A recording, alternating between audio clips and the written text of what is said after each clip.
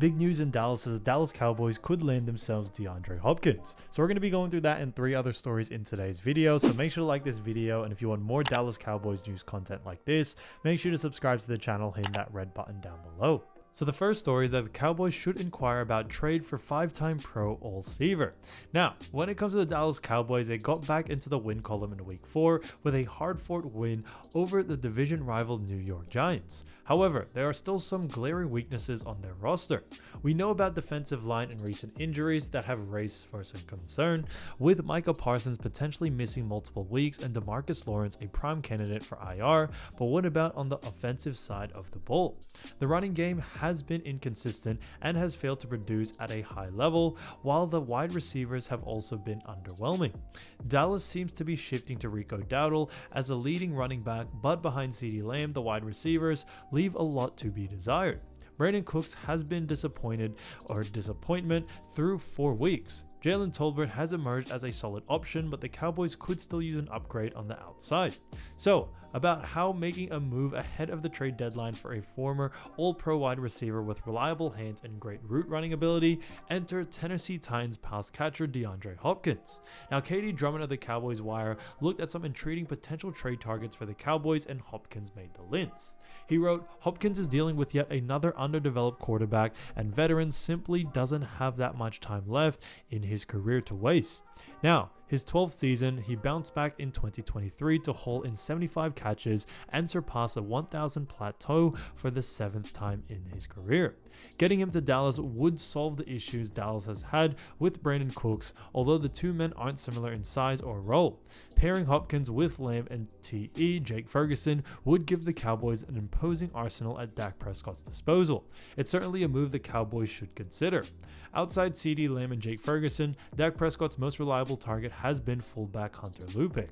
Now, Hopkins would be a great complement to Lamb and give Prescott targets on all 3 levels of the field now, and whether Jerry Jones would be willing to make a move remains to be seen, especially with his lackluster approach to improving the roster, but someone should get in his ear. So with week 5 almost here, we have the Cowboys facing off against the Steelers, and I got my money on the game going over 44.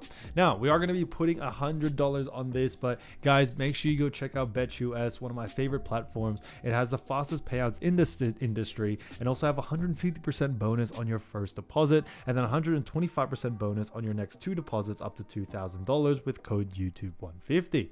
So definitely keep an eye out for this pick. This is the one that we're going with. You know, we're going to put $100 down, and just like that, it is absolutely confirmed, and we are good to go. So like I mentioned, guys, definitely go check out BetUS. 150% bonus on your first deposit, and then 125% bonus on your next 2 deposits up to $2,000 with code YouTube150. So definitely go check out BetUS and their platform. The second story is that Dak Prescott had a few things to say when it comes to the Cowboys' struggles. Now, Dak Prescott isn't setting unrealistic expectations for himself as he attempts to lead the Dallas Cowboys to victory following several injuries on the team's defense. "I don't break the huddle and say, I've got to be Superman out here," Prescott said, per ESPN's Todd Archer. "But I've been able to break some tackles, I've been able to do some things that have helped people out, used my feet more, make the throws, so I don't think it's anything outside of my game that I gotta try to do." The Cowboys have lost 2 of their past 3 games. They'll be without a star pass rusher Micah Parsons on Sunday due to a high ankle sprain via Archer. Defensive lineman DeMarcus Lawrence was also placed on injured reserve with a foot injury. While injuries have hampered Dallas' defense, offensive struggles have also been rampant during the team's slow start. After the Cowboys finished the league's best scoring offense in 2023, they've dropped to number 11 at the start of the 2024 season. Over their last 3 games, they're averaging just 21.3 points per contest. Prescott has completed 64.4% of his throws for 1,072 yards to go, along with 6 touchdowns and 2 interceptions in 2024. He's improved as the year progressed, regarding a season-high 125.5 passer rating during Dallas' Week 4 win over the New York Giants. The 3-time Pro Bowl quarterback signed a massive 4-year, $240 million contract extension on September 8. The deal made him the new highest-paid player in the NFL on an average annual basis. Prescott made it clear that he isn't letting the contract affect his approach on the field. I don't think it has much to do with the franchise or the contract, as it is who I am, and I am capable of doing, Prescott said via Archer. So, to me, it's about going out there and being my best and preparing my best to be able to go and do that. And contract or not, those are the expectations, standards that I have for myself. The 31-year-old attempt will lead the Cowboys to their third win in the season against a Pittsburgh Steelers secondary that owns the 9th best defense in the NFL.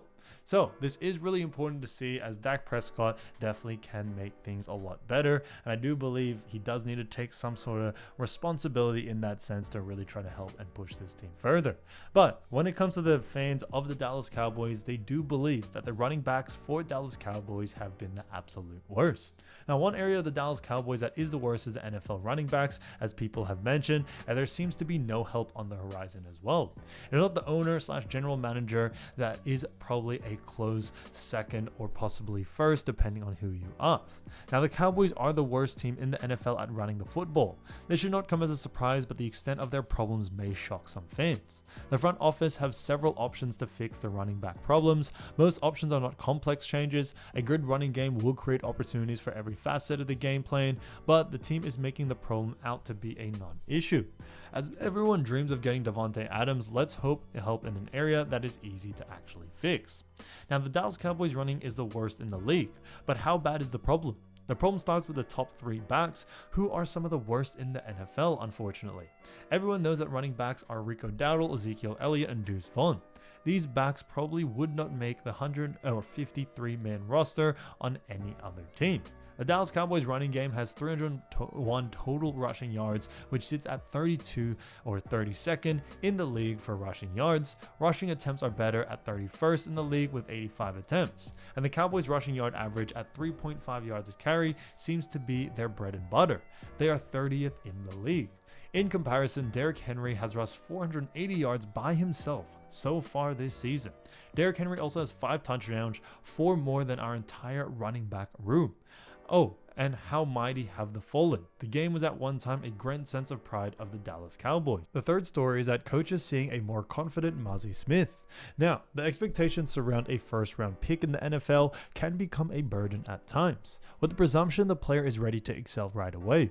For some, more accurate expectations can be placed after it takes time to them to develop and adapt to the pro game. Defensive tackle Mazi Smith is hoping that time has come. Smith put together his best game as a pro in week 4 with a pair of run stops and an all-around confidence builder in the game as the Cowboys stopped the run and beat the Giants 20-15, paired with Smith's 4-quarter performance against Baltimore. These are signs that he's turning his season around. Getting more comfortable, confident, these are the 2 things that I see from him and each and every day, head coach Mike McCarthy said. More of a consistency, particularly the nose stunt. He hit 2 of those nicely in the game.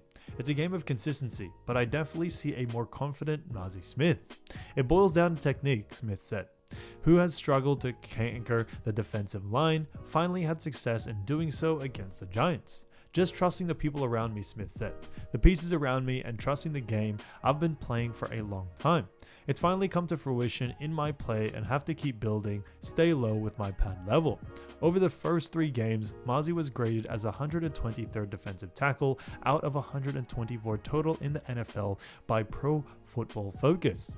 He went from a 33 grade in week 3 against Baltimore to the highest grade of week 4 matchup with an 88.4 overall defensive grade.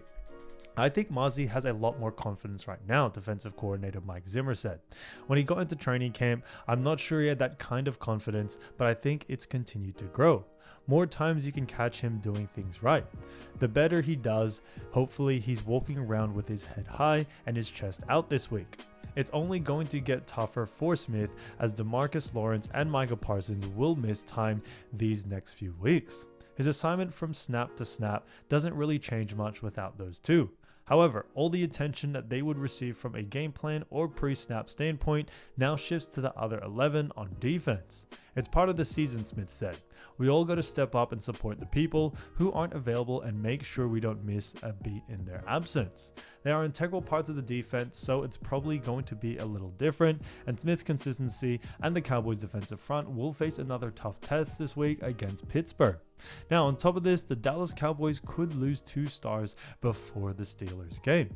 Now, the Cowboys are heading up into week 5 against the Pittsburgh Steelers. The Pittsburgh Steelers are headed into Indianapolis to take on the Colts in week 4. But will then return to host the Dallas Cowboys in a primetime event, but instead a star-studded matchup between 2 Defensive Player of the Year candidates. The Cowboys are now looking to replace not 1 but 2 defensive superstars. During Dallas's Week 4 win over the New York Giants, they suffered 2 brutal injuries, losing linebacker Micah Parsons to an ankle sprain and defensive tackle DeMarcus Lawrence to a mid-foot sprain as well. Now, according to head coach Mike McCarthy, both injuries are worse than the team anticipated, meaning both players will miss the next 2 weeks before the Cowboys bye week. So we did talk about DeMarcus Lawrence earlier, but this is even in a worse situation. So in a matchup where TJ Watt and Parsons would be talked about plenty as the leading defenders in the NFL, it'll now be a Cowboys team that is looking to replace 2 of their biggest names. Rookie Marshawn Nealon and veterans Chauncey Goldston and Ty Sweet will help to fill the void in Parsons and Lawrence's absence.